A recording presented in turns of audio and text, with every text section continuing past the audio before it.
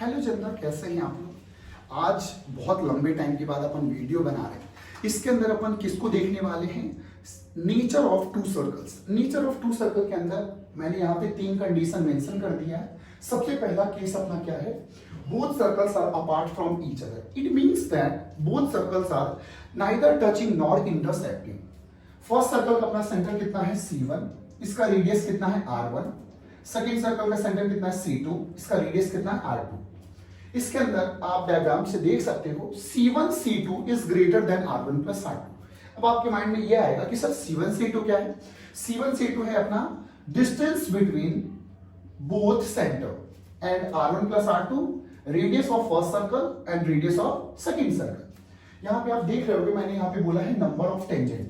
यहाँ पे number of tangent अपना कितना है? नंबर ऑफ टेंजेंट है अपना 4, जिसके अंदर अपना 2 DCT और 2 TCT है।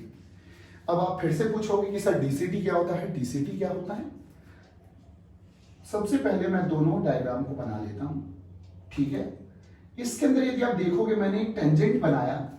इस टेंजेंट के रिस्पेक्ट में दोनों सेंटर सेम साइड पे लाई करता है, तो इसको अपन क्या बोलते हैं?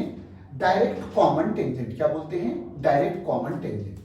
लेकिन यदि मैं फिर से एक टेंजेंट बना रहा हूं, इस टेंजेंट के रिस्पेक्ट में both circles are opposite to each other, इसको अपन क्या बोलते हैं? इसको अपन बोलते हैं ट्रांसवर्स कॉमन टेंजेंट। यदि आप इस डायग्राम के अंदर देखोगे ना, तो यहां पे आपको एग्जैक्टली 2 DCT मिलेगा जो मैंने प्लॉट कर दिया, और 2 आपको मिलेगा TCT। अरे हाँ, क्या इसलिए जनता यहाँ पे total number of common tangent कितना आ गया? 4, जिसके अंदर 2 DCT है और 2 TCT।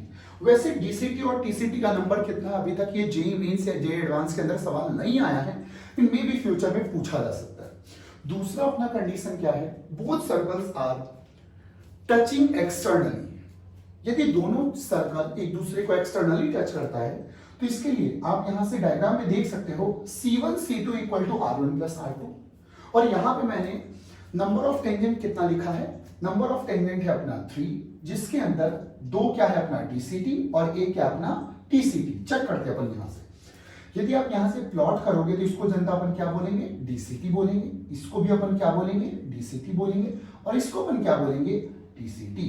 तो यहां से आपको total number of common tangent कितना मिला? 3, जिसके अंदर 2 DCT था, 1 TCT था। अरे हाँ, थर्ड सिनेरियो अपना क्या है? थर्ड सिनेरियो इसके अंदर आप देखोगे डायग्राम से, तो both circles are intersecting each other at 2 different point.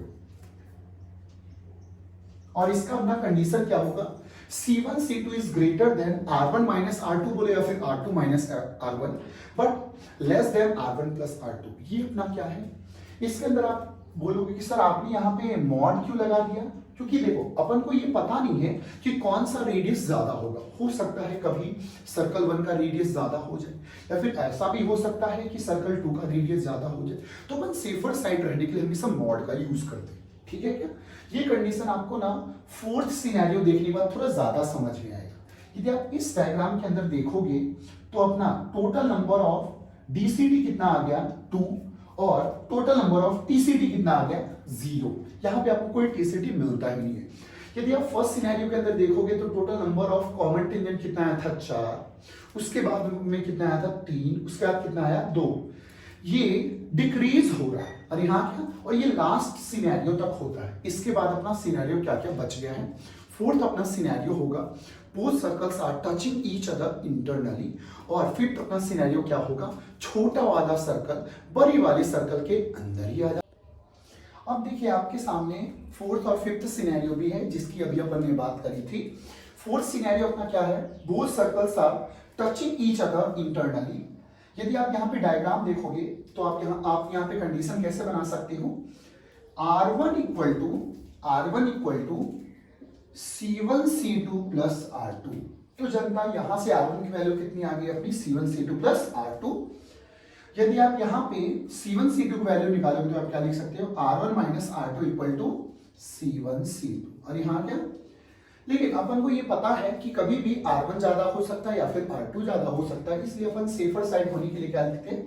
Mod. क्या लगाते हैं? मॉड। इसलिए इस डायग्राम को देख के अपन क्या बोल सकते हैं कि सर यहाँ पे कंडीशन अपना क्या बना? C1 C2 equal to mod of R1 minus R2। अरे हाँ ना। और यहाँ पे नंबर ऑफ टेंजेंट अपना कितना आ गया, यदि आप यहाँ पे देखोगे नंबर ऑफ कॉमन टेंजेंट अपना कितना आया 1। और जनता यदि आप यहाँ पे देखोगे इस लाइन के रिस्पेक्ट में दोनों सेंटर सेम साइड में, इसलिए इसको अपन क्या बोलेंगे, डीसीटी। इसलिए मैंने यहाँ पे क्या मेंशन किया है, जो भी आपका कॉमन टेंजेंट आया वही अपना क्या है, डीसीटी। यहाँ पे अपना कोई भी टीसीटी नहीं है, यहाँ पे अपना कोई भी टीसीटी नहीं है। और फिफ्थ सिनेरियो आप ध्यान से देखो, यहाँ पे क्या हुआ, अपना छोटा वाला सर्कल बड़े वाले सर्कल के अंदर आ गया है। अरे हाँ। और यदि आप यहाँ पे देखोगे इस कंडीशन को फुलफिल करने के लिए अपन क्या बोलेंगे, C1 C2 is less than mod of R1 minus R2। अब डायग्राम के थ्रू ये देख सकते हैं। और यहाँ पे आपका सिंस ना ही दोनों सर्कल अपना इंटरनली टचिंग है या फिर एक्सटर्नली टचिंग है, इसलिए यहाँ पे अपना कोई भी नंबर ऑफ कॉमन टेंजेंट नहीं आएगा, ना ही डीसीटी आएगा ना ही टीसीटी आएगा। यहां से महाराष्ट्र सीईटी ने या फिर जेईई मेंस एडवांस के अंदर कितना भी कम सवाल है, तो मेरे हिसाब से 20 से 25 सवाल है।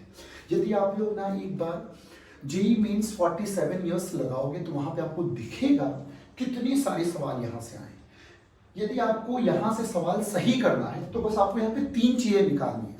सबसे पहला आप निकाल लो C1 C2, दूसरा आप निकाल लो R1 प्लस R2, और तीसरा आप निकाल लो mod of R1 minus R2। मेरे हिसाब से इक्वेशन को देख के आपको इतना तो निकालना आता है।